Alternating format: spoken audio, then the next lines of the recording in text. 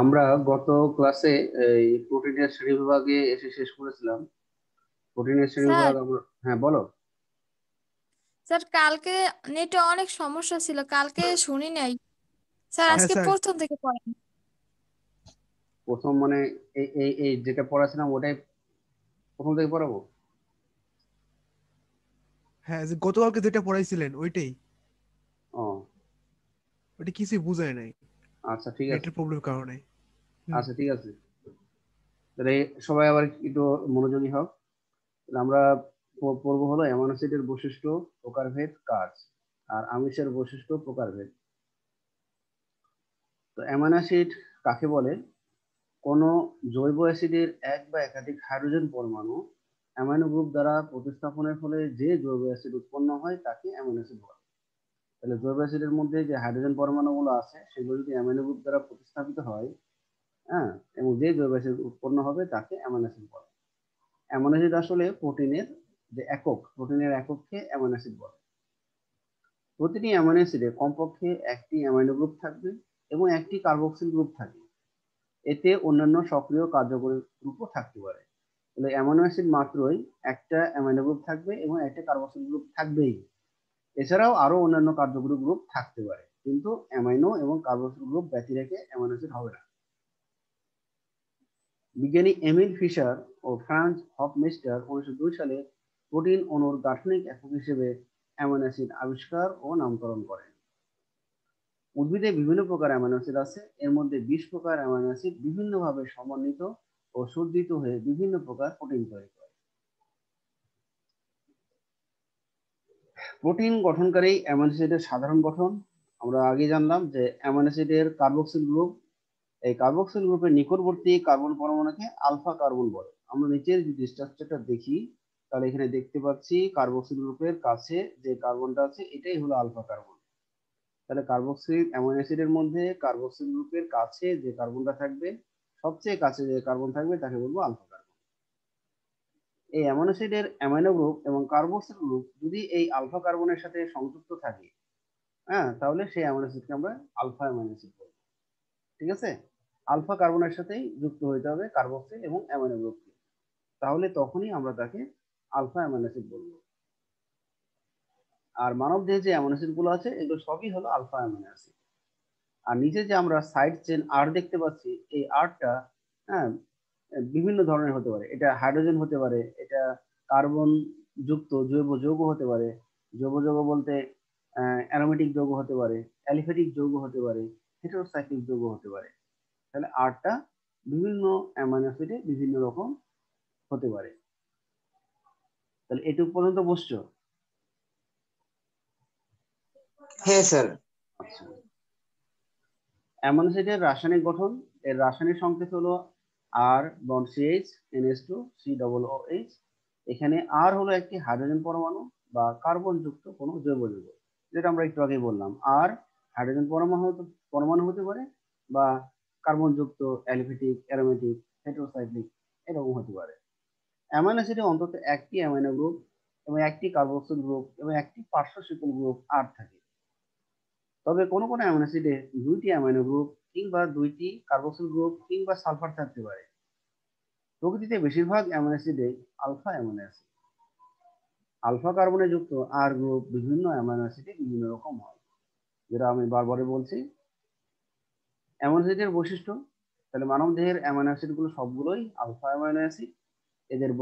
এরা বর্ণহীন, স্বাদহীন, মিষ্টি, তিক্ত বা স্ফটিকাকার পদার্থ। এরা পানিতে দ্রবণীয় কিন্তু অ্যালকোহলে অদ্রবণীয় হয়। মৃদু অ্যাসিড বা ক্ষারে অ্যামাইনো অ্যাসিড বিক্রিয়া করে লবণ তৈরি করে। এরা উচ্চ গলনাঙ্ক বিশিষ্ট। বিশুদ্ধ প্রোটিনকে কোনো রাসায়নিক পদার্থ কিংবা এনজাইমের সাহায্যে আর্দ্র বিশ্লেষণ করলে আমরা অ্যামাইনো অ্যাসিড পাবো। এক বা একাধিক ধরনের অ্যামাইনো অ্যাসিড পেপটাইড বন্ধনীর মাধ্যমে যুক্ত হয়ে প্রোটিন গঠন করে। তাহলে আমরা এই প্রোটিন গঠনটা কিভাবে হয় সেটা দেখব। অ্যাসিড ও ক্ষার বিশিষ্ট অ্যামাইনো অ্যাসিডের মূলককে জুইটার আয়ন বলে। যেহেতু আমরা এই অ্যামাইনো অ্যাসিডের মধ্যে আমরা দেখতে পাচ্ছি কার্বক্সিল গ্রুপ, এটা হলো একটা অম্লীয়, আমরা এর অম্লীয় গ্রুপ বলতে পারি বা এর আয়নটাকে বলবো অম্লীয় আয়ন। আর বাম সাইডে আমরা দেখতে পাচ্ছি অ্যামিনো গ্রুপ। এটা হলো ক্ষারীয় গ্রুপ বা এর আয়নটাকে বলবো ক্ষারীয় আয়ন। তাহলে আমরা একটা অ্যামাইনো অ্যাসিডের মধ্যে অম্লীয় আয়ন এবং ক্ষারীয় আয়ন দুটাই বিদ্যমান দেখতে পাচ্ছি। এই জন্য এই দুই ধরনের আয়ন থাকার কারণে একে আমরা জুইটার আয়নও বলতে পারি। তাহলে অ্যামাইনো অ্যাসিডে দুই ধরনের যেহেতু মূলক থাকে, ক্ষারীয় মূলক এবং অম্লীয় মূলক, এই জন্য এই ধরনের আয়নকে আমরা বলবো জুইটার আয়ন। তাহলে অ্যামাইনো অ্যাসিডের বৈশিষ্ট্য সব বুঝতে পেরেছো?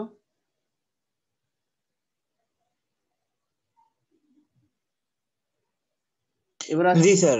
অ্যামাইনো অ্যাসিডের প্রকারভেদে আসি। এবার উদ্ভিদ এবং প্রাণীদেহ মিলে প্রায় 28টির মতো অ্যামাইনো অ্যাসিড আছে। এগুলোকে 3 ভাগে ভাগ করা হয়েছে। আমরা বলেছিলাম যে অ্যালিফ্যাটিক অ্যামাইনো অ্যাসিড, তাহলে ওই যে আর গ্রুপ, বারবার বলতেছিলাম আর গ্রুপ, আর গ্রুপটা যদি অ্যালিফ্যাটিক হয় তাহলে আমরা তখন বলবো অ্যালিফ্যাটিক অ্যামাইনো অ্যাসিড।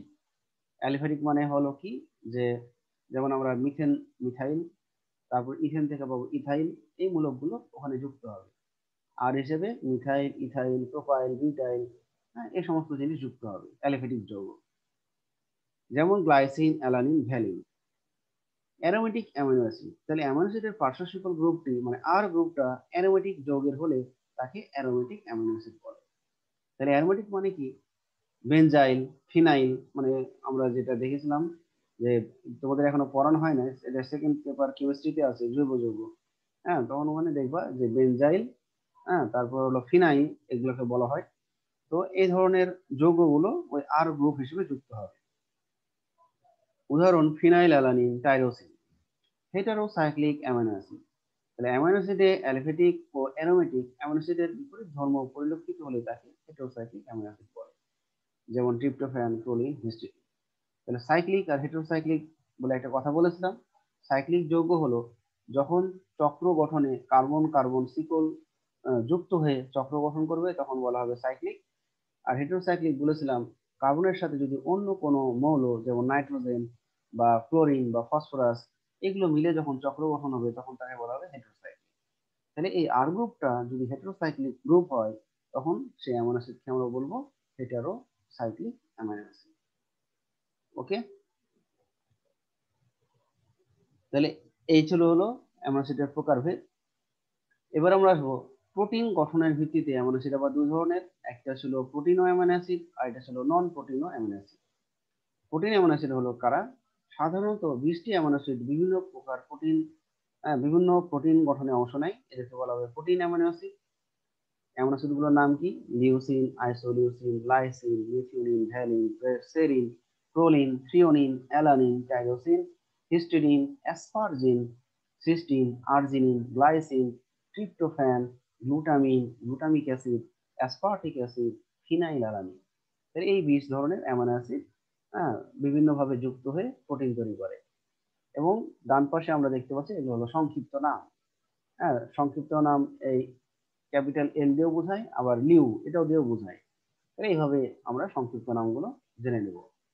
তো এটা সিকিউ এর জন্য এটা দরকার নাই, এমসিকিউ এর জন্য এগুলো দরকার, কারণ সিকিউ এ আমরা কখনোই অ্যামিনো অ্যাসিডের নাম লিখতে দিব না। নন প্রোটিন অ্যামিনো অ্যাসিড, যেসব অ্যামিনো অ্যাসিড প্রোটিন সংশ্লেষণে অংশগ্রহণ করে না তাদের নন প্রোটিন অ্যামিনো অ্যাসিড বলে। যেমন অর্নিথিন, স্যাক্রোলিন, হোমোসেরিন, এটা হেমো হয়ে আছে, এটা হবে হোমোসেরিন, প্রভৃতি কিছু নন প্রোটিন অ্যামিনো অ্যাসিড আছে। তাহলে এরা কি করবে? এই অ্যামিনো অ্যাসিড গুলো প্রোটিন তৈরি করবে না, প্রোটিন বাদে অন্যান্য যৌগ তৈরি করবে। যেমন আমি জানি অর্নিথিন বলে একটা অ্যামিনো অ্যাসিড আছে, এই অ্যামিনো অ্যাসিড এরা ইউরিয়া তৈরি করে। ইউরিয়া কিন্তু একটা আমাদের শরীরের নাইট্রোজেনাস বর্জ্য, এটা কিন্তু প্রোটিন না। এটা হলো ইউরিয়াটা হলো নাইট্রোজেনাস ওয়েস্ট। তাহলে এই নাইট্রোজেনাস ওয়েস্ট গঠনে অংশ নিচ্ছে অর্নিথিন নামক অ্যামিনো অ্যাসিড। এবার আসবো খাদ্যে উপস্থিতির প্রয়োজনীয়তার ভিত্তিতে অ্যামিনো অ্যাসিড দুই ধরনের, একটা হলো অত্যাবশ্যকীয় আর একটা হলো অনাত্যাবশ্যকীয় অ্যামিনো অ্যাসিড। অত্যাবশ্যকীয় অ্যামিনো অ্যাসিড কাকে বলে? তাহলে আমরা বলেছিলাম যে 20টা অ্যামিনো অ্যাসিড কি করে? প্রোটিন তৈরি করে। তাহলে 20টা অ্যামিনো অ্যাসিডের মধ্যে 8টা অ্যামিনো অ্যাসিড মানব দেহের জন্য অত্যন্ত গুরুত্বপূর্ণ, কিন্তু এগুলো মানব দেহে সংশ্লিষ্ট হতে পারে না। বিভিন্ন খাদ্যের মাধ্যমে মানুষ এগুলো গ্রহণ করে। তাহলে যে 20টা অ্যামিনো অ্যাসিড প্রোটিন তৈরি করে, এই 20টা অ্যামিনো অ্যাসিডের মধ্যে 8টা অ্যামিনো অ্যাসিড মানুষ তৈরি করতে পারে না। মানে যারা অ্যাডাল্ট মানে কি? যারা 18 বছর বা তার ঊর্ধ্বে যারা আছে তারা হলো অ্যাডাল্ট। তাহলে এদের ক্ষেত্রে কি হবে? যে 8টা অ্যামাইনো অ্যাসিড তৈরি করতে পারবে না, তাদেরকে এই 8টা অ্যামাইনো অ্যাসিড বিভিন্নভাবে খাদ্যের মাধ্যমে গ্রহণ করতে হবে। আবার শিশুদের ক্ষেত্রে এই অত্যাবশ্যকীয় অ্যামাইনো অ্যাসিড হবে 10টা, কারণ শিশুদের ক্ষেত্রে আরো 2টা অ্যামাইনো অ্যাসিড শিশুরা তৈরি করতে পারে না। তাহলে এই অ্যামাইনো অ্যাসিড গুলোর নাম কি? Leucine, isoleucine, lysine, threonine, valine, methionine, phenylalanine, tryptophan. তাহলে এই 8টা অ্যামাইনো অ্যাসিড বড়রাও তৈরি করতে পারবে না, ছোটরা মানে শিশুরাও তৈরি করতে পারবে না। তবে শিশুদের ক্ষেত্রে আরো 2টা অ্যামাইনো অ্যাসিড আর্জিনিন এবং হিস্টিডিন, এই দুটো অ্যাড হবে, যে শিশুদের হবে 10টা আর বড়দের হবে 8টা। তাহলে এগুলো তৈরি করতে পারবে না, এগুলো বিভিন্ন খাবারের মাধ্যমে আমরা পেয়ে যাব। ওকে, তাহলে অত্যাবশ্যকীয় অ্যামাইনো অ্যাসিড বুঝতে পেরেছো? হ্যাঁ স্যার। আচ্ছা, এবার আসবো অনাত্যাবশ্যকীয় অ্যামাইনো অ্যাসিড। 20টা অ্যামাইনো অ্যাসিডের মধ্যে 12টি অ্যামাইনো অ্যাসিড মানব দেহে সংশ্লেষিত হতে পারে, মানে বড়দের ক্ষেত্রে। আর ছোটদের ক্ষেত্রে কয়টা হবে? 10টা। হ্যাঁ, ছোটদের ক্ষেত্রে 10টা অ্যামাইনো অ্যাসিড, 10 ধরনের অ্যামাইনো অ্যাসিড ছোটরা তৈরি করতে পারবে। এই জন্য শিশুদের ক্ষেত্রে অনাত্যাবশ্যকীয় অ্যামাইনো অ্যাসিডের সংখ্যা হবে 10টি, আর বড়দের ক্ষেত্রে হবে 12টি। ওকে, এই ছিল তাহলে প্রকারভেদ। অ্যামাইনো অ্যাসিডের কাজ প্রোটিন তৈরি করা, জীবদেহ গঠনে ভূমিকা রাখা, ভিটামিন, এনজাইম, তারপর ইনডোল হরমোন, অ্যান্টিবডি সংশ্লেষণে সাহায্য করা, ইউরিয়া তৈরিতে সাহায্য করা, দেহের রোগ প্রতিরোধ ক্ষমতা বাড়ায়, দেহে পিএইচ নিয়ন্ত্রণে সাহায্য করে, চুল ও চোখের কোরের স্তরে বিদ্যমান মেলানিন রঞ্জক সৃষ্টিতে সাহায্য করে। তাহলে মেলানিন হলো এক ধরনের রঞ্জক, এর কালার হলো কালো। তাহলে চুল এবং চোখে আমরা কালো অংশ দেখতে পাই, চোখের কালো অংশ ওটা হলো কোরেড। ঠিক আছে, তাহলে কোরেড স্তরে এক ধরনের রঞ্জক থাকে, মেলানিন রঞ্জক। এই মেলানিন রঞ্জক সৃষ্টিতে অ্যামাইনো অ্যাসিড ভূমিকা রাখে। এবারে আসবো পেপটাইড বন্ধনী। তাহলে আমরা এই নিচে স্ট্রাকচার দেখতে পাচ্ছি, বাম সাইডে একটা অ্যামাইনো অ্যাসিড এবং ডান সাইডে আরো একটা অ্যামাইনো অ্যাসিড দেখতে পাচ্ছি। তাহলে বাম সাইডের অ্যামাইনো অ্যাসিডে আমরা দেখতে পাচ্ছি ডানে কার্বক্সিল গ্রুপ COOH, আর বামে আছে অ্যামিনো গ্রুপ। ঠিক একই রকম ভাবে ডানে যে অ্যামাইনো অ্যাসিড আছে তার বামে আছে অ্যামিনো গ্রুপ এবং ডানে আছে কার্বক্সিল গ্রুপ। তাহলে আমরা প্রথম অ্যামাইনো অ্যাসিডের OH এবং দ্বিতীয় অ্যামাইনো অ্যাসিডের H, তাহলে এই H আর OH মিলে কি তৈরি হবে? একটা পানি তৈরি হবে, যার ফলে এর পানিটা অপসারিত হয়। আর এখানে N আর এই কার্বন এর মধ্যে একটা বন্ড তৈরি হয়েছে, নিচে আমরা এই বন্ডটা দেখাইছি, কার্বনের সাথে নাইট্রোজেনের একটা বন্ড। এই বন্ডটাই হলো পেপটাইড বন্ড। তাহলে আমরা এখন পেপটাইড বন্ড কাকে বলবো? একটি অ্যামাইনো অ্যাসিডের কার্বক্সিল গ্রুপ, এই যে কার্বক্সিল গ্রুপ, অপর একটি অ্যামাইনো অ্যাসিডের অ্যামাইনো গ্রুপ, এর মধ্যে কোনো পানি অপসারিত হয় এবং যে বন্ধন তৈরি হয় সে বন্ধনকে আমরা বলবো পেপটাইড বন্ধন। তাহলে পেপটাইড বন্ধন জিনিসটা বুঝতে পারলা? পেপটাইড বন্ধন কিভাবে তৈরি হয়? হ্যাঁ স্যার। আচ্ছা, এখন আমরা এখানে পেপটাইড বন্ধন দ্বারা কয়টা অ্যামাইনো অ্যাসিডকে জুড়েছি? এখানে কয়টা অ্যামাইনো অ্যাসিড আছে? 2টা। 2টা। দুইটা। এই জন্য এর নাম হয়েছে ডাইপেপটাইড। এই জন্য এর নাম হয়েছে ডাইপেপটাইড। 2টার জন্য ডাইপেপটাইড, 3টা অ্যামাইনো অ্যাসিড হলে ট্রাইপেপটাইড। আর 3টা অ্যামাইনো অ্যাসিড মিলে যদি ট্রাইপেপটাইড তৈরি হতো তখন পেপটাইড বন্ধন হতো কয়টা? 2টা। 2টা। গুড। তাহলে আমরা বলছি 2টা অ্যামাইনো অ্যাসিড পেপটাইড বন্ড দ্বারা যুক্ত হয়ে একটা বৃহৎ একক পেপটাইড গঠন করে। আমরা কিন্তু এই ডাইপেপটাইড, ট্রাইপেপটাইড, অলিগোপেপটাইড, পলিপেপটাইড এগুলোকে আমরা এক কথায় পেপটাইড বলতে পারি। কিন্তু কিন্তু যদি অ্যাকচুয়ালি বলতে যাই, 2টা অ্যামাইনো অ্যাসিড হলে হবে ডাইপেপটাইড, 3টা অ্যামাইনো অ্যাসিড হলে ট্রাইপেপটাইড, 4 থেকে 10টি হলে অলিগোপেপটাইড, আর 50 বা 50-এর বেশি হলে তখন তাকে বলবো পলিপেপটাইড। তাহলে আবার অনেকগুলো পেপটাইড যুক্ত হয়ে সৃষ্টি হয় পলিপেপটাইড। তাহলে একাধিক পলিপেপটাইড যুক্ত হয়ে একটি সম্পূর্ণ প্রোটিন গঠন হয়। তাহলে আমরা বললাম পলিপেপটাইডে কয়টা অ্যামাইনো অ্যাসিড লাগবে? 50 বা তার বেশি অ্যামাইনো অ্যাসিড লাগবে। মূলত পলিপেপটাইডই হলো একটা প্রোটিন। তাহলে একটা পলিপেপটাইড মিলেও প্রোটিন হতে পারে, আবার একাধিক পলিপেপটাইড মিলেও প্রোটিন হতে পারে।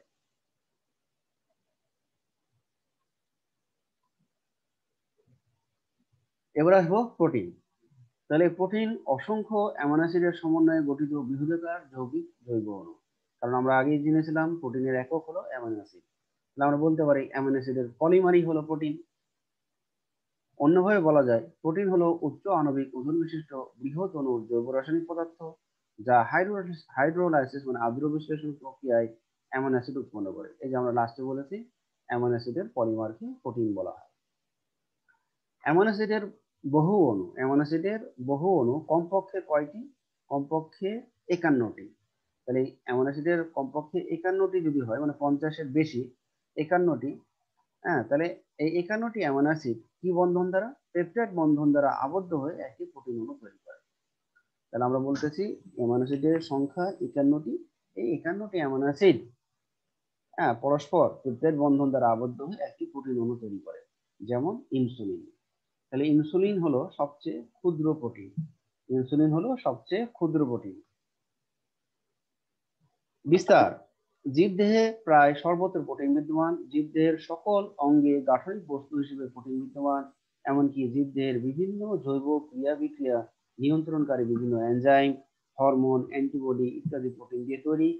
সব এনজাইম প্রোটিন, কিন্তু সব প্রোটিন এনজাইম নয়।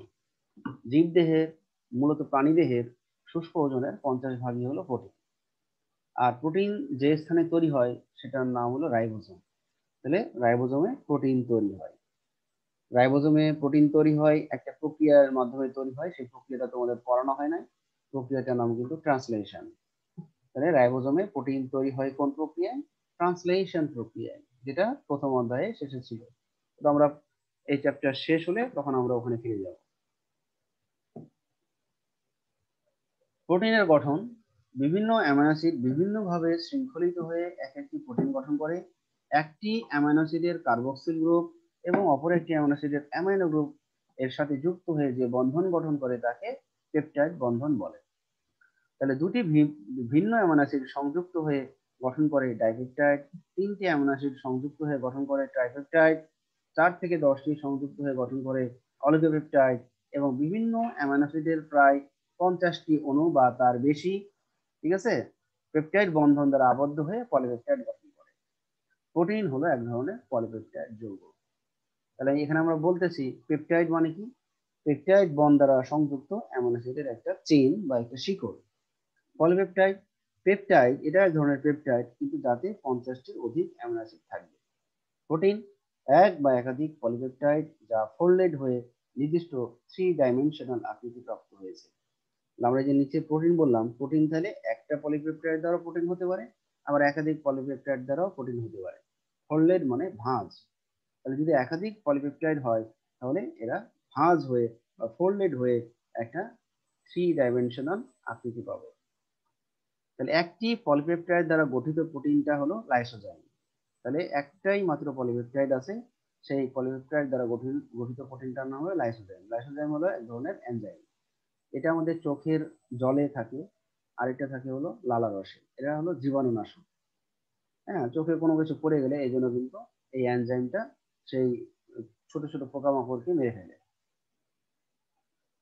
2টি পলিপেপটাইড দ্বারা গঠিত প্রোটিন হলো ইন্টোগ্রিন।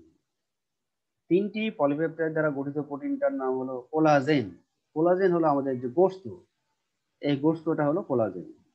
আমরা যে গোস্তগুলো খাই আঁশ জাতীয়, সেগুলো কোলাজেন। 4টি পলিপেপটাইড দ্বারা গঠিত প্রোটিন হলো হিমোগ্লোবিন, যেটা আমাদের রক্তের আরবিসিতে আছে। ঠিক আছে, তাহলে এগুলো তো সব বুঝলাম নাকি? জি স্যার। আচ্ছা, থ্যাংক ইউ। প্রোটিনের ক্যারেক্টার। প্রোটিন কলয়েড প্রকৃতির। কলয়েড মানে তো আমি আগে বুঝাইছি, কলয়েড মানে হলো পানিগ্রাহী, তারপর হলো কোনো কিছুর সাথে লেগে থাকার প্রবণতা আছে, অধিকাংশ কেলাসিত। প্রোটিনকে আদ্র বিশ্লেষণ করলে আদ্র বিশ্লেষণ করব? তার সাহায্যে অ্যাসিড, ক্ষার, এনজাইম, যার ফলে আমরা প্রোটিনকে ভেঙে অ্যামিনো অ্যাসিড পাবো। বহুবিধ ভৌত ও রাসায়নিক প্রক্রিয়ায় প্রোটিনের প্রকৃতির পরিবর্তন ঘটে। প্রোটিনের মূল রাসায়নিক উপাদান কার্বন, হাইড্রোজেন, অক্সিজেন, নাইট্রোজেন। এছাড়াও এতে সালফার, আয়রন ও কপার থাকে। প্রোটিন পানিতে, লৌহ অ্যাসিডে, ক্ষার ও মৃদু লবণের দ্রবণে দ্রবণীয়, কিন্তু অ্যালকোহলে অদ্রবণীয়। অ্যাসিড প্রয়োগ করলে প্রোটিন জমাট বাঁধে। হ্যাঁ, তাহলে যদি আমরা প্রোটিন যদি অ্যাসিড ঢালি তাহলে প্রোটিনটা জমাট হয়ে যাবে। এতে আণবিক গঠন পরিবর্তিত হয়। প্রোটিন সাধারণত তড়িৎধর্মী ও বাফার দ্রবণ হিসেবে কাজ করে। আচ্ছা, হোয়াট ইজ বাফার দ্রবণ? বাফার দ্রবণটা হলো, আমরা জানি যে প্রোটিনের একক হলো অ্যামাইনো অ্যাসিড, আর অ্যামাইনো অ্যাসিডের গঠনে আমরা কি দেখেছিলাম, অম্লীয় এবং ক্ষারীয় দুইটা গ্রুপই আমরা দেখেছিলাম। তাহলে যেহেতু অম্লীয় পরিমাণ যদি বেড়ে যায় তাহলে পিএইচ এর মান কমে যাবে, আর যদি ক্ষারীয় আয়নের পরিমাণ বেড়ে যায় তাহলে পিএইচ এর মান বেড়ে যাবে। তাহলে এই জন্য এরা বাফার দ্রবণ হিসেবে কাজ করতে পারে। প্রোটিন বা অ্যামাইনো অ্যাসিড এরা বাফার দ্রবণ হিসেবে কাজ করে। প্রোটিনের মনোমার অ্যামাইনো অ্যাসিডে ক্ষারীয় গ্রুপ মানে অ্যামিন আর অম্লীয় গ্রুপ কার্বক্সিল থাকে বলে এটি একই সাথে ক্ষারীয় ও অম্লীয় উভয় গুণ প্রকাশ করে। এজন্য প্রোটিনকে অ্যাম্ফোটেরিক অণু বলা হয়। তাহলে আমরা প্রোটিনকেও অ্যাম্ফোটেরিক অণু বলতে পারি বা অ্যামাইনো অ্যাসিডকেও অ্যাম্ফোটেরিক অণু বলতে পারি, যাদের গঠনে ক্ষারীয় এবং অম্লীয় উভয় গ্রুপই বিদ্যমান তারাই হলো অ্যাম্ফোটেরিক অণু। যেহেতু অ্যামাইনো অ্যাসিডেও আছে আর প্রোটিনে তো আছেই, এই জন্য অ্যামাইনো অ্যাসিড এবং প্রোটিনকে আমরা অ্যাম্ফোটেরিক অণু বলতে পারি। প্রোটিনের শ্রেণীবিভাগ। জীবদেহে প্রাপ্ত প্রোটিনকে নানাভাবে শ্রেণীবিন্যাস করা যায়। একটা হলো জৈবিক কার্যাবলীর ভিত্তিতে।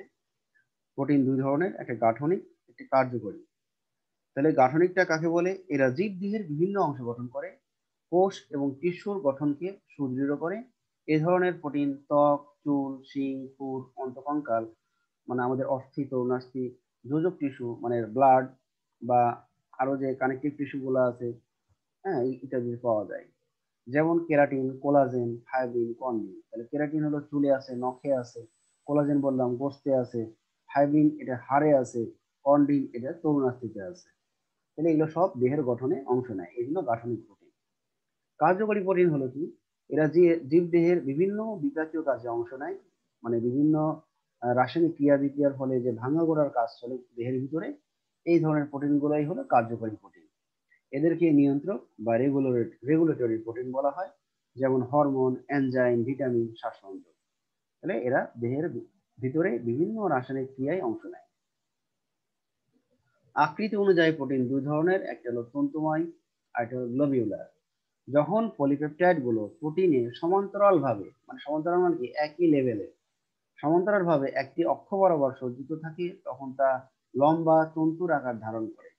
এমন আকৃতির প্রোটিনকে তন্তুময় প্রোটিন বলে, যেমন কেরাটিন, তারপর কোলাজেন, ফাইব্রিন, ঠিক আছে, ইত্যাদি। তাহলে কোলাজেন কি বলেছিলাম, যে মাংসের যে টুকরাগুলো আমরা খাই, যেগুলো খেতে পারি, ওখানে কিন্তু দুই ধরনের মাংস আছে, এটা খেতে পারি আর এটা হলো রাবার টাইপের। রাবার টাইপের যে মাংসটা আছে সেটা কিন্তু ইলাস্টিন প্রোটিন, তাহলে ওটা কিন্তু তন্তুময় না। তাহলে যেটা আমরা খাই, যে বস্তুগুলো আমরা খেতে পারি, চাবিয়ে খেতে পারি, সেগুলো হলো কোলাজেন। ওগুলো হলো কোলাজেন প্রোটিন দ্বারা গঠিত। গ্লোবিউলার, যেসব প্রোটিনের গঠন গোলাকৃতি হয় তাদের গ্লোবিউলার প্রোটিন বলে, যেমন ইনসুলিন, হিমোগ্লোবিন, মায়োগ্লোবিন ইত্যাদি। গঠন অনুসারে প্রোটিন চার ধরনের। চেইন, একটা শিকল গঠন করবে, যেমন ইনসুলিন। সেকেন্ডারি, কুণ্ডলিত বা ভাঁজযুক্ত গঠন, যেমন কেরাটিন, যেটা চুলে বা নখে আছে। টার্সিয়ারি, ত্রিমাত্রিক গঠন থাকবে, যেমন ফাইব্রিনোজেন, এটা রক্তে আছে। আর এটা হলো কোয়াটার্নারি, কতগুলো টার্সিয়ারি গঠনের প্রোটিন একত্রে সংঘবদ্ধ হয়ে এরকম প্রোটিন গঠন করে, যেমন হিমোগ্লোবিন। এই ছিল তাহলে গঠন অনুসারে। এখন আমরা যে প্রোটিনটা এখন পড়বো এটা খুব ইম্পর্টেন্ট, এটা পরীক্ষায় আমরা এই শ্রেণী বিভাগটা দিয়ে থাকি। ভৌত রাসায়নিক গুণাবলী ও দ্রবণীয়তার ভিত্তিতে প্রোটিন তিন ধরনের: সরল, যুগ্ম, উদ্ভূত। প্রথমে আসবো সরল। যেসব প্রোটিনকে এনজাইম বা অ্যাসিড দিয়ে আদ্র বিশ্লেষণ করলে শুধু অ্যামাইনো অ্যাসিড পাওয়া যায় তাদের সরল প্রোটিন বলে। এবং দ্রবণীয়তার উপর ভিত্তি করে সরল প্রোটিনকে আমরা 7 ভাগে ভাগ করব। ভাগগুলো আমরা এভাবে করেছি ছক আকারে। প্রথমে প্রোটিনের নাম, তারপরে দ্রবণীয়তা, তারপরে তাপের প্রভাব, তারপরে উদাহরণ। আমরা প্রথম যে সরল প্রোটিন তার নাম অ্যালবিউমিন। পানিতে ও লঘু লবণের দ্রবণে দ্রবণীয়। তাপের প্রভাবটা পরে আসি। যব ও বার্লির বিটা অ্যামাইলোজ, ডিমের সাদা অংশে ওভালবুমিন, রক্তরস ও লসিকার সিরাম অ্যালবুমিন, দুধে আছে ল্যাকটালবুমিন, গম বীজে আছে লিউকোসিন, শিম বীজে আছে লিগুমিলিন, মাংসপেশিতে মায়ো অ্যালবুমিন। এখন ধরে নাও ডিমের যে সাদা অংশ আর এটা আছে হলুদ অংশ। ডিমের সাদা অংশ কিন্তু অ্যালবুমিন আর হলুদ অংশে আছে গ্লোবিউলিন। গ্লোবিউলিন সহ ওখানে লিপিডও থাকে, তবে সাদা অংশটা হলো অ্যালবুমিন। এখন ডিম যদি আমরা ভেঙে পোস্ট করতে দিই, তাপ দিই, তাহলে কি হবে? ডিম লিকুইডটা কি হবে? আস্তে আস্তে জমাট হয়ে যাবে না? ডিমের পোস্ট করলে ডিমের সাদা অংশ আগে জমে যায় না? হ্যাঁ হ্যাঁ, তাহলে হ্যাঁ স্যার। ওখানে অ্যালবুমিন আছে, তাহলে তাপের প্রভাবে কি হচ্ছে, অ্যালবুমিনটা জমাট বাঁধছে। ঠিক একই রকম ভাবে আমরা এখন আসবো গ্লোবিউলিন। গ্লোবিউলিনটা কিন্তু একটু পরে জমাট বাঁধে, আগে সাদা অংশটা জমাট বাঁধে, আগে অ্যালবুমিন জমাট বাঁধে, আর পরে গ্লোবিউলিন মানে হলুদ অংশ, যেহেতু গ্লোবিউলিন থাকে ওটা পরে জমাট বাঁধে। তাহলে গ্লোবিউলিন পানিতে অদ্রবণীয়, তবে লঘু লবণের দ্রবণে দ্রবণীয়। গ্লোবিউলিন কোথায় পাওয়া যায়? উদ্ভিদের বীজে এ ধরনের প্রোটিন বেশি থাকে। ডিমের কুসুমে যেটা আছে তার নাম অভোগ্লোবিউলিন। রক্তরসে যেটা আছে তার নাম সিরাম গ্লোবিউলিন। চোখের লেন্সে ক্রিস্টালিন গ্লোবিউলিন। মাংসপেশিতে আছে মায়োসিন গ্লোবিউলিন ইত্যাদি প্রাণীজ গ্লোবিউলিন। প্রাণীতে এগুলো পাওয়া যাবে। আর উদ্ভিদে যেগুলো পাওয়া যাবে যেমন শনপাট, তুলা ইত্যাদি আঁশে আছে ইন্ডাস্ট্রিন নামক গ্লোবিউলিন। মটর বীজে আছে লেগুলিন, চীনা বাদামে আছে অ্যারাচিন, আলুতে আছে টিউবেরিন ইত্যাদি উদ্ভিদ গ্লোবিউলিন। হ্যাঁ, এখানে কিন্তু অনেকগুলোই আমরা উদাহরণ হিসেবে পড়তেছি, এগুলো আসলে এমসিকিউর জন্য। কিন্তু যখন আমরা এই একই কোশ্চিন সরল প্রোটিনের শ্রেণীবিভাগ যখন চাইবো, তখন পরীক্ষার সময় দুইটার বেশি দিবা না। ঠিক আছে? তাহলে পরীক্ষার সময় উদাহরণ দুইটার বেশি দিবা না। ক্লিয়ার? জি স্যার। হ্যাঁ স্যার। এবার আসবো 3 নম্বর, গ্লুটেলিন। দ্রবণীয়তা হলো পানি ও লবণে অদ্রবণীয়, কিন্তু লঘু অ্যাসিড বা লঘু ক্ষার দ্রবণে দ্রবণীয়। লঘু অ্যাসিড বা লঘু ক্ষার জিনিসটা কি বোঝো? লঘু মানে পানি কম অ্যাসিড বেশি। না না না, উল্টা হলো। না সরি স্যার, পানি বেশি অ্যাসিড কম। ইয়েস, এবার ঠিক আছে। আচ্ছা, এদের উদাহরণ হলো শস্য দানায় এই জাতীয় প্রোটিন বেশি থাকে। গমের গ্লুটেনিন, চালের অরাইজিনিন এই ধরনের সরল প্রোটিন। তাহলে চাল এবং যে গম এগুলো কিন্তু সলিড ফর্মেই আছে। হ্যাঁ, এই জন্য এদেরকে যদি আমরা তাপ দিই, হ্যাঁ তাপ দিলে কি হবে, চালটা আরো শুকিয়ে যাবে বা গমটা আরো শুকিয়ে যাবে। যেমন আমরা অনেক সময় চাল দিই ভাত করার জন্য, ভাত হয়ে যায়, ভাতের দু একটা দানা যদি পাতিলের কিনারে চলে আসে, তাহলে দেখবো সেটা আবার আবার চালের কাঠামোতে ফিরে যাওয়ার চেষ্টা করে। খেয়াল করেছো এটা? কেউ যদি কখনো ভাত রান্না করে থাকো, তাহলে এই জিনিসটা খেয়াল করো। দেখছি। হ্যাঁ, তাহলে যে ভাতটা কিনারে চলে যায় পাতিলে, হ্যাঁ সেটা আবার চালের, শক্ত হয়ে থাকে। হ্যাঁ চালের ফর্মে চলে আসার চেষ্টা করে। তাহলে এরা জমাট বাঁধে না। প্রোলামিন, পানি অ্যাবসলিউট ইথানল মানে 100% ইথানল, যেটা 100% অ্যালকোহল সেটাকে আমরা বলবো অ্যাবসলিউট ইথানল। এই অদ্রবণীয়, কিন্তু একটু কম, মানে এখানে অ্যাসিডের পরিমাণ কম হবে, কিন্তু পানির এখানে 70 থেকে 80% অ্যাসিড থাকবে, বাকিটা পানি থাকবে। এরকম ইথানলে দ্রবণীয়। এরা শুধু বীজে থাকে, প্রাণীদেহে কি নেই। ভুট্টার মধ্যে জেন, গম ও রায়ের গ্লিয়াডিন, জব ও বার্লির হর্ডিন ইত্যাদি হলো প্রোলামিন জাতীয় সরল প্রোটিন। হিস্টোন, এরা পানিতে দ্রবণীয়, এদের তাপে জমাট বাঁধবে না, কারণ এদের মধ্যে বেশি পরিমাণ ক্ষারীয় অ্যামিনো অ্যাসিড থাকবে, যেমন আর্জিনিন, লাইসিন ইত্যাদি। এই সমস্ত প্রোটিনকে নিউক্লিয়াসে এবং নিউক্লিক অ্যাসিডের সাথে বেশি দেখা যায়। নিউক্লিক অ্যাসিড মানে ডিএনএ ও আরএনএ, এদের সাথে এই ধরনের প্রোটিনগুলো বেশি দেখা যায়। নিউক্লিয় হিস্টোন এক ধরনের হিস্টোন প্রোটিন। প্রোটামিন, প্রোটামিনটাকে বলা হচ্ছে সবচেয়ে ক্ষুদ্রতম সরল প্রোটিন। সবচেয়ে ক্ষুদ্রতম সরল প্রোটিন। তাহলে আমরা যদি বলি প্রোটিনের মধ্যে সবচেয়ে ক্ষুদ্রকে, তখন বলবো ইনসুলিন। আর যদি আমরা বলি প্রোটিনের মধ্যে সবচেয়ে ক্ষুদ্র সরল প্রোটিন, তখন নাম আসবে প্রোটামিনের। প্রোটামিন পানি, লঘু অ্যাসিড এবং অ্যামোনিয়াম হাইড্রোক্সাইডের দ্রবণীয়। এরাও তাপে প্রভাব জমাট বাঁধে না। তাহলে প্রোটামিনে কি আছে? প্রোটামিনে যে ক্ষারীয় অ্যামিনো অ্যাসিড আছে যেমন আর্জিনিন বেশি থাকবে। এগুলো কোথায় পাওয়া যাবে? নিউক্লিয়াসে নিউক্লিক অ্যাসিডের সাথে মানে ডিএনএ আরএনএ এর সাথে এদের বেশি দেখা যায়। যেমন প্রোটামিনে কোনো সালফার, টাইরোসিন, ট্রিপটোফ্যান যেগুলো হলো অ্যামিনো অ্যাসিড, এগুলো থাকবে না। যেমন স্যালমিন, স্যালমিন হলো এক ধরনের প্রোটামিন, এটা স্যামন মাছের শুক্রাণুতে থাকে। স্যামন মাছের নাম কি শুনেছো? না স্যার। আমরা যে আমাদের দেশে যে রুই মাছ বলি, এই রুই মাছের প্রজাতি ইউরোপ, আমেরিকা এগুলোতে পাওয়া যায়, কানাডায় পাওয়া যায়। তাহলে ওই সমস্ত প্রজাতিকে আমরা বলবো স্যামন মাছ। ওটা আসলে রুই মাছেরই একটা জাত। তাহলে ওই স্যামন মাছের শুক্রাণুতে এক ধরনের প্রোটামিন থাকে, তার নাম স্যালমিন। এবার আসবো 7, স্ক্লেরোপ্রোটিন। পানি, মৃদু লবণের দ্রবণে এরা দ্রবণীয় নয়, তাপের প্রভাব জমাট বাঁধে না। তাহলে এটা কোথায় পাওয়া যাবে? প্রাণীজ প্রোটিন, এরা হলো প্রাণীজ প্রোটিন। তারপরে হলো এরা দেহ গঠনে ব্যবহৃত হয়। এই প্রকার প্রোটিন ত্বক, শিং, চুল, নখ, অন্তকঙ্কাল, যোজক কলায় বেশি থাকে। যেমন কেরাটিন, এটা আছে চুল এবং নখে। কোলাজেন চামড়ায় এবং গোস্তে। আর এটা হলো টেন্ডন হাড়ে ইত্যাদি আছে। আচ্ছা, তোমরা অনেক সময় দেখো ভাতের সাথে চুল পাও। অনেক সময় খাওয়ার সময় গুলো আমরা পাই না, ভাত খাওয়ার সময় চুল মেয়েদের, যে হ্যাঁ স্যার। মেয়েদের হোক বা ছেলেদের হোক, যারা রান্না করে তাদের চুলটা ভাতে পেয়ে যায়। তো হ্যাঁ স্যার। খাওয়ার সময় কি চুলের কি কোনো পরিবর্তন ঘটে? যেমন আছে তেমনই, তাই না? হুম। আমরা আমরা নখ নখ ভাতের মধ্যে দিয়ে দেখি না, নখও কিন্তু ঠিক একই রকমই দেখাবে। হ্যাঁ, নখ দিয়েও পরীক্ষা করে দেখতে পারো, যে দেখবো যে ওই ভাত নেওয়ার সময় নখ যেভাবে আছে সেভাবে। ইভেন আমরা যখন গোস্ত খাই, গোস্ত সিদ্ধ হয়ে যায় কিন্তু হাড় হাড়ি থাকে। হাড় কি নরম হয়? হাড় নরম হয় না, হয়তো একটু মশলা টশলা ঢুকে, কিন্তু হাড় শক্তই থাকে। যদি তরুণাস্থি হয় তাহলে সেটা একটু গলবে বা নরম হবে। তাহলে স্ক্লেরোপ্রোটিন এরা হলো তাতে প্রভাব হলো জমাট বাঁধে না, কারণ তারা সলিড ফর্মে থাকবে। তাহলে এই ছিল সরল প্রোটিন। সরল প্রোটিনের শ্রেণীবিভাগটাই আসতে পারে, সরল প্রোটিনের শ্রেণীবিভাগই আলাদাভাবে সিকিউর জন্য 3 বা 4 আসতে পারে। এবারে আমরা বলেছিলাম প্রোটিনের 3টে ভাগ। আমরা 2 নম্বর প্রোটিন এখন পাচ্ছি যুগ্ম বা সংশ্লেষিত প্রোটিন। যে প্রোটিনের সাথে কোনো অপ্রোটিন অংশ যুক্ত থাকে তাকে বলা হয় কনজুগেটেড প্রোটিন বা যুগ্ম প্রোটিন। তাহলে আমরা এই প্রোটিনে পাবো কি, প্রোটিনের একটা অংশ পাবো, আর এটা হলো অপ্রোটিন অংশ পাবো, যেটা প্রোটিন নয়, যেটা কার্বোহাইড্রেট হতে পারে, বা যেটা লিপিড হতে পারে, বা নিউক্লিক অ্যাসিড হতে পারে, বা অন্য কোনো কিছু হতে পারে। তাহলে সেগুলোকে আমরা কি বলবো? যুগ্ম প্রোটিনের অপ্রোটিন অংশকে আমরা বলবো প্রস্থেটিক গ্রুপ। যুগ্ম প্রোটিনকে সাধারণত নিম্নলিখিত ভাবে ভাগ করা হয়। তাহলে আমরা এইভাবে ছক করেছি: প্রোটিনের নাম, গাঠনিক অণু, উদাহরণ। প্রথম প্রোটিনের নাম নিউক্লিয় প্রোটিন।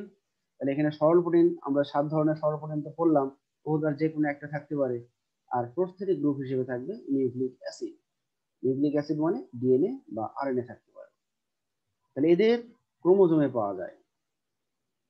গ্লাইকোপ্রোটিন, তাহলে সরল প্রোটিন তো থাকবেই, প্লাস প্রস্থেটিক গ্রুপ কার্বোহাইড্রেট শর্করা থাকবে, প্লাজমা ঝিল্লিতে পাওয়া যায়। লিপোপ্রোটিন, সরল প্রোটিন প্লাস লিপিড থাকবে, লিপিড হলো প্রস্থেটিক গ্রুপ।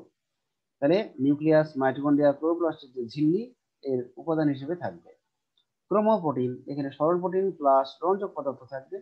রঞ্জক পদার্থ হলো এখানে প্রস্থেটিক গ্রুপ বা অপ্রোটিন অংশ। রঞ্জক মানে হলো রং। তাহলে haemoglobin protein, carotenoid protein, chlorophyll protein, বিলি প্রোটিন ইত্যাদি। আর আমরা জানি হিমোগ্লোবিন এর রঞ্জক, এর রংটা কি? লাল। ক্লোরোফিল হলো সবুজ। ঠিক আছে, এরকম। তাহলে ফসফোপ্রোটিন, তাহলে সরল প্রোটিন তো থাকবেই, এবং প্রস্থেটিক গ্রুপ হলো ফসফরিক অ্যাসিড। যেমন উদাহরণ দুধের ক্যাসিনোজেন, ডিমের ভাইটামিন। তোমরা অনেক সময় ডিম সিদ্ধ সিদ্ধ ডিম কখনো ছুঁড়েছো?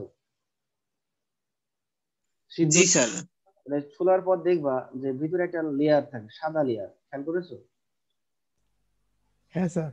আবরণের সাথে হ্যাঁ স্যার। হ্যাঁ স্যার। সাদা লেয়ারটা যদি ভালোভাবে উঠে তাহলে ডিমটা ভালোভাবে ছোলা হয়। তাহলে ওই সাদা ঝিল্লিটাই হলো ভাইটামিন। তাহলে ওটা এক ধরনের ফসফোপ্রোটিন। ওটা কিন্তু আমরা খাই না। অনেকে যদি ডিম ভালোভাবে চুলতে না পারে তখন ওটা খেয়ে ফেলে, কিন্তু ওটা খাওয়া ঠিক না। মেটালোপ্রোটিন, তাহলে প্রোটিন এবং এখানে মেটাল থাকবে প্রস্থেটিক গ্রুপ। মেটাল হিসেবে আয়রন, ম্যাঙ্গানিজ, ম্যাগনেসিয়াম, জিঙ্ক ইত্যাদি থাকতে পারে। এবার আসবো উদাহরণ সিটারোফিলিন, সেলোপ্লাজিন। ফ্লাভোপ্রোটিন, প্রোটিন এবং এখানে প্রস্থেটিক গ্রুপ থাকবে ফ্লাভিন যৌগ তথা এফএডি। হ্যাঁ, এখানে অপ্রোটিন অংশ ফ্লাভিন যৌগ তথা এফএডি। উদাহরণ এনএডিএস, ডিহাইড্রোজেনেস সালফাইড রিডাক্টেজ ইত্যাদি। এফএডি কিন্তু আসলে এক ধরনের কোএনজাইম। কোএনজাইম জিনিসটা আমরা যখন এনজাইম পড়বো তখন আরো ভালো করে জানবো কোএনজাইম জিনিসটা কি। এই ছিল তাহলে আর 7 নম্বর। এবার 8 নম্বরে আসছি আমরা, লৌহ পোরফাইরিন প্রোটিন। লৌহ পোরফাইরিন প্রোটিন, এই ধরনের প্রোটিন আয়রন, পোরফাইরিন যৌগ তথা সাইটোক্রোমের সাথে সংযুক্ত থাকে। এবার সাইটোক্রোম এগুলো আমরা দেখতে পাবো 9ম অধ্যায়ে। সাইটোক্রোম হলো ইলেকট্রন বাহক, এরা ইলেকট্রন ক্যারি করে। ইলেকট্রন ক্যারি করে এক বাহক থেকে আরেক বাহকে নিয়ে যায়। তাহলে আমরা যে সবার শুনে আমরা দেখবো ইলেকট্রন ট্রান্সপোর্ট যে চেন আছে, সেই ইলেকট্রন ট্রান্সপোর্ট চেনে সাইটোক্রোম থাকে। সাইটোক্রোম থেকে ইলেকট্রনকে ক্যারি করবে। তাহলে এই ছিল যুগ্ম প্রোটিনের শ্রেণীবিভাগ। এবার আমরা আসবো উদ্ভূত প্রোটিন। হ্যাঁ বলো। স্যার যুগ্ম প্রোটিনের গাঠনিক উপাদানে কি সরল প্রোটিন থাকবেই? হ্যাঁ সরল প্রোটিন থাকবে, সরল প্রোটিন থাকবে, সরল প্রোটিন কমন, কিন্তু প্রস্থেটিক গ্রুপ যখন ভিন্ন হবে তারপর নির্ভর করে প্রোটিনের নাম হবে। যেমন 1 নম্বরে দেখো জি স্যার। নিউক্লিক অ্যাসিড, এই জন্য এর নাম হয়েছে নিউক্লিয় প্রোটিন। ওকে, জি স্যার। এবার আসবো উদ্ভূত প্রোটিন। তাহলে এসব প্রোটিন মুক্ত অবস্থায় প্রকৃতিতে থাকবে না, এদেরকে তাপের প্রভাবে বা এনজাইমের বা রাসায়নিক পদার্থের ক্রিয়া বিক্রিয়ায় অথবা কৃত্রিম উপায়ে এই প্রোটিন অণুগুলোকে তৈরি করা হয়। তাহলে আমরা কি বললাম, তাপের প্রভাবে হতে পারে বা এনজাইমের প্রভাবে হতে পারে, বা কৃত্রিম উপায়ে হতে পারে, এগুলো প্রোটিন অণুকে ভেঙে এই প্রোটিন অণুগুলো তৈরি হবে। যেমন পেপটাইড, প্রোটিওজ, পেপটন, ফাইব্রিন। যেমন আমরা গোস্ত খাচ্ছি, মাছ খাচ্ছি, এগুলো কিন্তু জটিল প্রোটিন। যখন আমাদের এগুলো মুখ গহ্বরে লালারস তারপর পাকস্থলীতে যখন যায়, পাকস্থলীতে এনজাইম আছে, এই এনজাইম গুলো যখন এই জটিল প্রোটিনকে ভেঙে দেয়, ভেঙে পেপটন, প্রোটিওজ এগুলো গঠন করে। আবার খাবারগুলো যখন ক্ষুদ্রান্ত্রের ডিউডেনামে যায়, তখন ক্ষুদ্রান্ত্রের ওখানে এনজাইম আছে, ওখানে আরো এগুলো ভেঙে পলিপেপটাইড, ট্রাইপেপটাইড, ডাইপেপটাইড এগুলো তৈরি করে। এগুলো সবই কিন্তু উদ্ভূত প্রোটিন।